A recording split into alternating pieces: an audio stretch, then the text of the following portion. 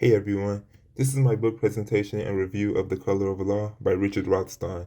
This was a very interesting book and I learned a lot from it. The book talks about how our government segregated America through housing and public policies. It is important to understand that racial segregation in housing was a project by the federal government. It was even perpetuated by some of the nation's most liberal public service members.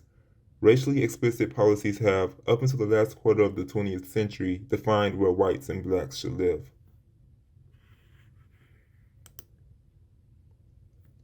De jure and de facto segregation are two important types of segregation that the author focuses on. De facto is like a state of affairs that is true in fact but not officially sanctioned, for example, white flight. In contrast, de jure means a state of affairs that is in accordance with the law, Jim Crow laws and black codes, for example. The significance of the 1876 presidential election should be noted as well.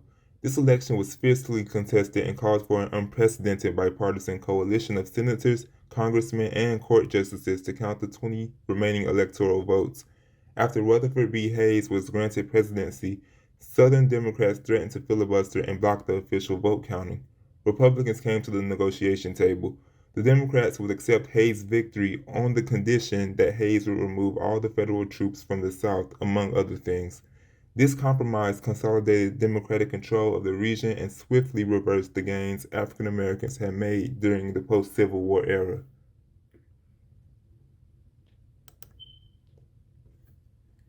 Fed up with racism, poor work conditions, and lynchings, among other things, millions of black people would make the journey to the northern cities in hopes of a better, more fulfilling life in what has come to be known as the Great Migration.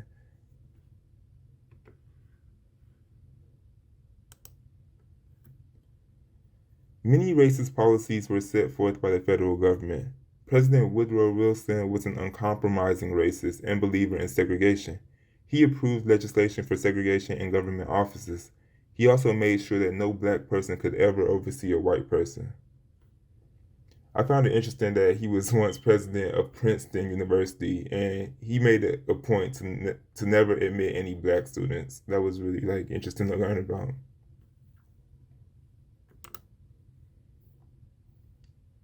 The author notes that President Franklin Roosevelt may or may not have been for segregation. However, to please Southern Democrats and get his agenda passed, he saw to it that aspects of his New Deal legislation would forego the interests of black people.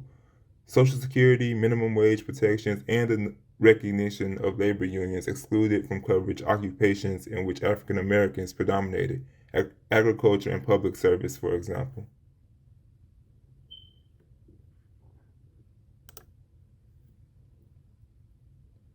Real estate agents would steer blacks away from white neighborhoods and whites away from blacks.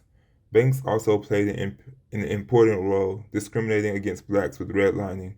Redlining is the discriminatory practice of denying services, usually financial, to residents of certain areas based on their race or ethnicity. The banks refused to grant black people mortgages in countless scenarios. We also have to talk about blockbusting, as it was practiced often in the 20th century.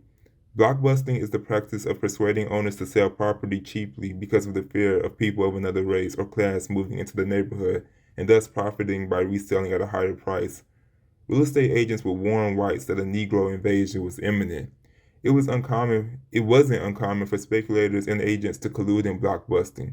They could do things like hire black women. They would do things like hire black women to push their babies in the carriage in a white neighborhood. They would hire black men to drive through a neighborhood blasting music. They would also hire black people to make phone calls to white residents asking to speak to someone with a stereotypical black name that was common at the time, such as Johnny May.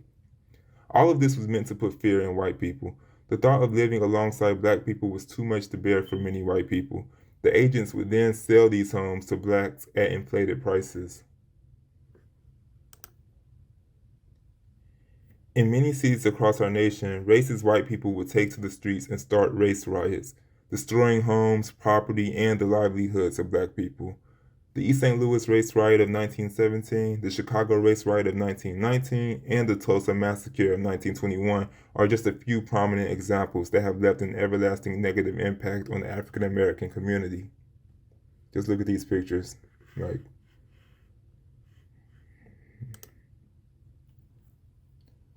Rothstein talks about inherited wealth in black World War II veterans. Black World War II veterans wouldn't apply for government-backed home loans because they knew they would be denied simply because of their race. Therefore, black people couldn't benefit from home equity appreciation and build generational wealth like their white counterparts. Black people became trapped at the center of our cities. In the case of East St. Louis, when the jobs left the city, black people couldn't follow them. They couldn't get jobs or houses in nearby cities like Hollinsville, Fairview Heights, and O'Fallon. Racist employers wouldn't hire them, and banks sure wouldn't grant them loans. Inner city decay became prevalent in many cities across the country, and it was no coincidence. The rejection of loans from governmental organizations like the FHA and the VA have left an everlasting negative impact on African Americans. It wasn't until 1962, when President John F. Kennedy issued an executive order prohibiting the use of federal funds to support racial discrimination in housing, that the FHA ceased financing subdivision housing where builders refused to sell to African American buyers. President Lyndon B. Johnson would sign the Fair Housing Act later in 1968, along with a slew of other civil rights legislation during his presidency. What JFK started, LBJ would soon finish.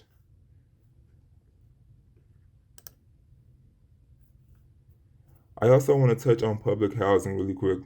Public housing was initially started to give shelter, not to those who were too poor to afford it, but to those who could afford decent housing but couldn't find it because it wasn't available due to the Great Depression and the housing shortage. In fact, most of the early projects were built for white people, and it eventually became a tool for our government to further segregate America by packing black people into this form of housing, as well as making sure their incomes remained low while their communities lacked necessary infrastructure and services.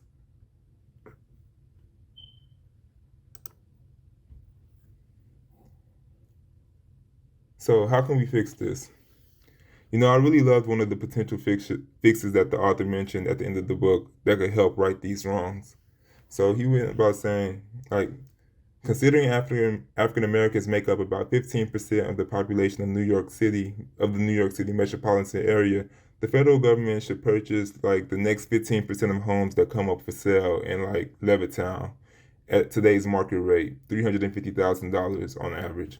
It should then resell the property to qualified African Americans for $75,000, the price that their grandparents would have paid if permitted to do so back then. The government should enact this program in every suburban development whose construction complied with the FHA's discriminatory practices. If Congress establishes such a program and justified it based on the history of de jure segregation, the courts should uphold it as appropriate. No present Congress or court would adopt or uphold this, unfortunately. Taxpayers will also rebel at the cost and the perceived undeserved gift to African Americans. So, final thoughts. The author makes note of how things may have been had other actions been taken throughout history. So, if the government had declined to build racially segregated housing and opted for a more integrated community, those cities might have developed in a less racially toxic fashion, with fewer desperate ghettos and more diverse suburbs.